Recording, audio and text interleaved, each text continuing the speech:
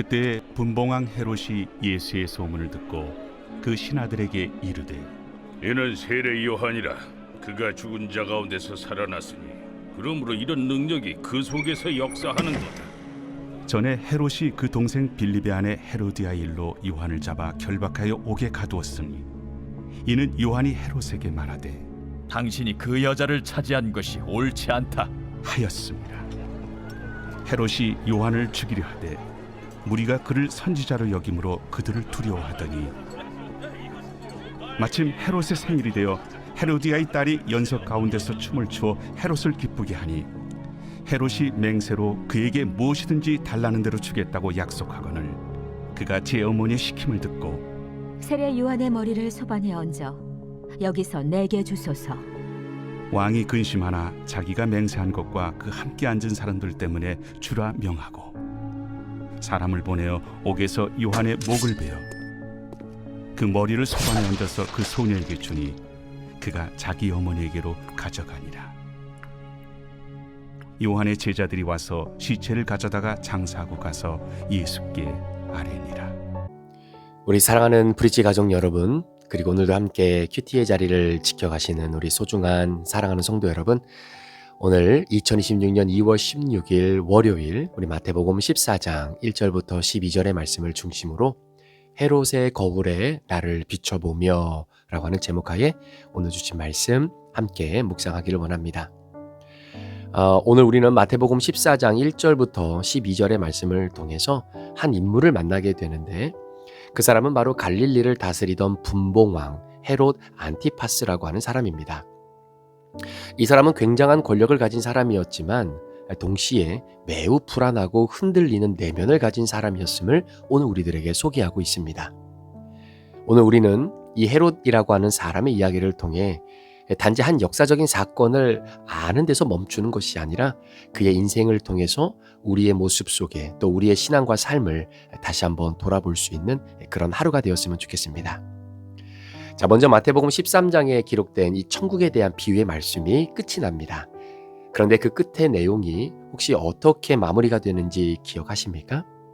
바로 예수님께서 하나님 나라 천국에 대한 말씀을 비유로 설명을 하시고 난 이후에 고향으로 다시 돌아갔을 때 고향 사람들에 의해서 배척당하시는 예수님의 모습으로 마태복음 13장의 모든 내용이 마무리가 됩니다.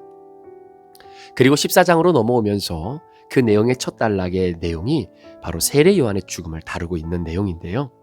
자, 이 단락은 어떻게 보면 예수님께서 앞으로 맞이하게 되실 그런 비극적인 죽음의 서곡이다라고 말할 수도 있을 겁니다. 예수님에 대한 소문이 분봉왕 헤롯에게까지 이제는 전해지게 됐지요.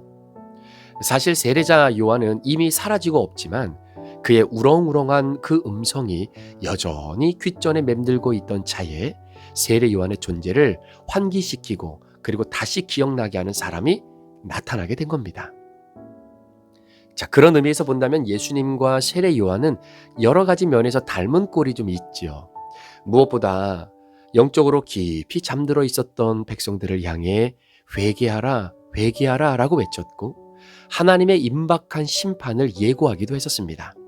그리고 이 땅에서 권력을 가지고 있는 사람들 앞에서 눈 하나 깜짝하지도 않고 주눅도 들지 않았던 사람들입니다. 그래서 헤롯은 더 공포스러웠던 겁니다. 어쩌면 예수가 자신이 처형한 그 세례 요한의 정신에 빙의된 사람일지 모르겠다라는 생각이 확연하게 들게 될 수밖에 없었던 것이죠. 그런데 여러분 이상하지 않으십니까? 당시 헤롯 대왕은요, 무소불위의 권력을 가진 사람입니다. 그런데 그런 권력을 가진 사람이 두려움과 공포에 사로잡혀 있는 그 모습을 그대로 보여주고 있는 겁니다. 여러분, 공포와 두려움은 어쩌면 자기 스스로 마음속에 짓는 지옥일지도 몰라요. 그 지옥의 재료인 어둠은 다른 이들의 존재의 권리를 굉장히 많이 부인하고 그들의 가치와 존귀함을 유린하고 그리고 인정하지 않는 데서 비롯된다라고 보여진다라는 겁니다. 그러다 보니 자기를 확장시키고 자기를 강화하기 위해서 타인을 자신의 목적을 이루기 위한 수단으로 삼는 사람은 누구나 두려움의 늪에 빠져들기 시작한다라는 겁니다. 헤롯의 삶에는 절대되지 않는 욕망, 그리고 또 하나의 그림자가 깊게 드리워져 있는 것을 보게 되는데요. 헤롯은 순간의 감정과 체면에 이끌려서 충동적인 약속을 하게 됩니다. 그리고 결국 한 의로운 사람의 생명을 대신 내어주게 되는 결정을 하게 됩니다. 옳고 그름보다 사람들 앞에서의 체면을 더 중요하게 여긴 헤롯의 선택을 통해 오늘 저와 여러분의 삶을 한번 돌아보면 어떨까요? 우리도 인생을 살아가다 보면 오늘 헤롯이 처했던 그 삶, 비슷한 시험대 앞에 설 때가 있습니다. 지금보다 더 나은 자리, 더 많은 인정, 더 안정된 삶을 향한 바람은 자연스러운 것이겠지만 그것이 삶의 중심이 될 때 우리는 중요한 방향을 잃어버리기가 쉽다라는 것이죠. 여러분, 욕망이라고 하는 것은 조용히 우리에게 다가와서 우리의 기준을 바꾸어 놓고 어느새 하나님의 뜻보다 우리의 만족을 앞세우게 만드는 것이 바로 욕망입니다. 자, 헤롯의 모습을 통해서 또 한 가지 눈에 띄는 것은 어떻게 보면 책임을 회피하는 그런 무책임한 모습이지요. 헤롯은 자신의 결정이 잘못되었다는 것을 알면서도 그걸 되돌리질 못합니다. 이유는 바로 주변의 시선과 상황을 이유로 들었지만 결국 선택의 책임은 헤롯 자신에게 있었다라는 거죠. 사랑하는 성도 여러분, 우리의 시간은 영향력의 시간입니다. 우리는 가정과 일터, 공동체 안에서 크고 작은 결정을 내리는 자리에 서 있습니다. 그 자리에서 우리는 얼마나 정직한 선택을 하고 있는가? 편리함과 타협이 진실을 대신하고 있지는 않은가? 우리의 작은 선택 하나하나가 누군가의 삶에 깊은 흔적을 남길 수 있음을 우리는 반드시 기억해야 할 필요가 있다라는 겁니다. 저는 이런 헤롯의 책임 회피라고 하는 그가 가지고 있는 약점의 모습을 잠시 묵상하면서 담임 목사로서 교회를 이끌고 성도들과 함께 이 신앙의 여정을 걸어가면서 리더자로서 때로는 결정을 내려야 되고 또 때로는 무엇인가를 선택해야 되는 자리가 사실 저에게는 너무나 많습니다. 그럴 때마다 리더십들과 함께 마음을 나누고 생각을 나누지만 궁극적으로 같은 방향, 같은 목소리로 함께 나아감에 있어서 우리가 무엇인가를 선택할 때 그 선택의 무게감은 사실 저에게는 굉장히 부담스럽게 느껴질 때가 있다라는 거지요.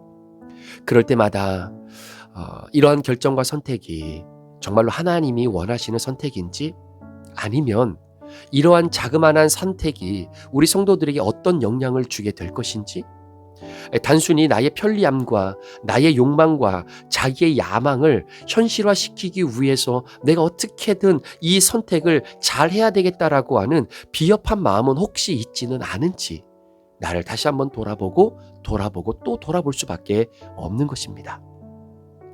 그래서 저는 개인적으로 물론 그렇게 많은 시간을 투자하지는 못하지만 한 달에 한 번씩 운영위원회가 모이게 될 때에 이제 우리 운영위원들이 각 팀별로 서로 올라온 안건들을 함께 잘 정리를 합니다. 그리고 그 정리한 것들을 놓고 하나님 앞에 간단하지만 꼭 기도를 해요. 뭐라고 기도하냐면 하나님, 이러한 안건들을 가지고 우리가 앞으로 회의를 하게 될 텐데 우리 운영위원들의 마음과 또 저의 마음이 우리 개인적인 생각 또 우리의 영향력들이 더 드러나게 되어지는 그러한 선택의 결정의 자리가 아니라 하나님이 기뻐하시고 이러한 작은 선택의 결과들이 우리 성도들의 신앙에 조금이나마 도움이 될 수 있는 그러한 선택이 되도록 하나님 지혜를 달라고 기도를 하고 운영위원회를 떠납니다. 그런 것 같습니다. 결국 우리가 선택하고 그 선택은 바로 담임 목사를 중심으로 한 리더십의 선택이 될 수밖에 없고 그건 우리의 책임이 될 수밖에 없는 것이죠. 그런 의미에서 편리함과 타협이 하나님이 기뻐하시는 선택의 진실을 대신하고 있지는 않은지 늘 돌아보고 또 돌아볼 필요가 저에게는 또 우리들에게는 있다라는 것입니다. 저는 오늘 헤롯에 대한 이야기를 이렇게 묵상하면서 이 이야기가 오늘 우리에게 주는 메시지는 그저 단순한 비판이 아니다라는 겁니다.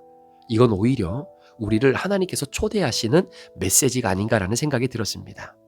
어떻게 보면 헤롯이라고 하는 그 권력자의 실패를 통해 우리는 다른 길이 있다는 것을 알게 되는 거죠. 하나님이 그걸 우리에게 보여주시기를 원하셨다라는 겁니다. 두려움 대신에 진리를 선택하라는 거죠. 욕망 대신에 하나님의 말씀을 순종하는 그 선택을 하라는 겁니다. 회피에 대한 책임을 선택하는 길이 우리에게는 중요한 길이다라는 사실. 사실은 그 길은 쉽지 않지만 그 안에는 양심의 평안과 하나님 앞에서의 자유가 있다라는 이야기입니다. 말씀을 묵상하다 보면 헤롯의 모습 속에서 완전히 낯선 타인을 보는 것이 아니라 우리 자신의 일부를 발견하게 됩니다. 그래서 그런지 저는 개인적으로 헤롯의 이야기를 묵상하면서 야, 이게 남 얘기가 아니라 굉장히 익숙한 이야기다. 어디서 많이 본 사람 같은 이야기다. 라고 하는 생각이 사실은 들었습니다. 이유는 그게 바로 제 모습이기도 하기 때문에 그렇습니다. 그래서 이 이야기는 자연스럽게 저의 기도로 이어지고 또 여러분의 기도로 이어졌으면 좋겠습니다. 우리의 삶 속에서 아직도 외면하고 있는 성령 하나님의 양심의 소리는 없는지, 내가 정말로 절제하지 못하는 욕망은 혹시 무엇인지, 그리고 미루고 있는 책임, 그리고 그 책임을 회피하려고 하는 마음이 혹시 내 안에 있는지 조용히 돌아보게 됐지요.